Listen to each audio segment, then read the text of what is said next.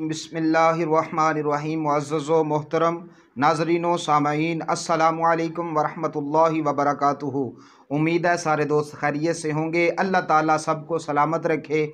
अल्लाह ताला मदीने वाले माही का सदका सब के लिए फ़ज़ल करम और रहमत वाले फ़ैसले फ़रमाए। आज एक नए वजीफ़े के साथ आपकी खिदमत में हाज़िर हैं।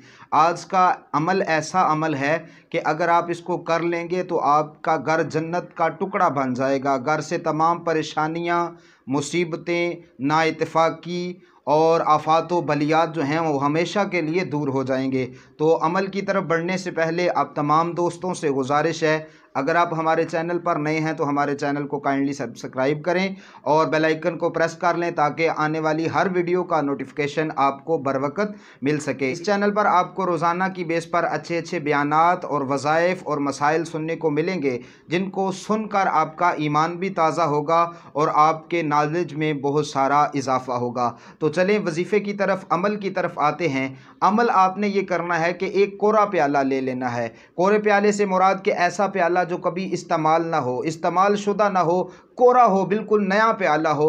उस प्याले में आपने एक दफ़ा या वाली लिखना है, या वाली एक दफ़ा लिखना है।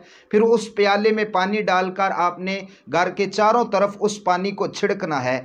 इस अमल की बरकत से इंशाअल्लाह घर से तमाम परेशानियां दूर हो जाएंगी।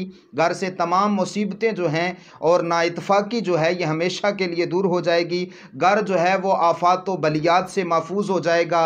घर जन्नत का टुकड़ा बन जाएगा। आप ये अमल करके देखें, इंशाअल्लाह इस अमल की बरकत से घर में बहुत सारा सुकून आ जाएगा, आपको बहुत सारा फ़ायदा होगा। और ये लिखना किस तरह है, इसके लिए आप मेरे व्हाट्सएप नंबर पर रब्ता करें। मैं इंशाअल्लाह आपको तफसील के साथ बता दूंगा कि आपने ये जो प्याले के अंदर या वाली लिखना है ये किस तरह लिखना है। जिस तरह मैं बताऊंगा अगर आप उस तरह लिखेंगे तो इंशाअल्लाह इससे फ़ायदा ज़्यादा होगा। तो उम्मीद करते हैं आज की हमारी ये वीडियो आपको अच्छी लगी हुई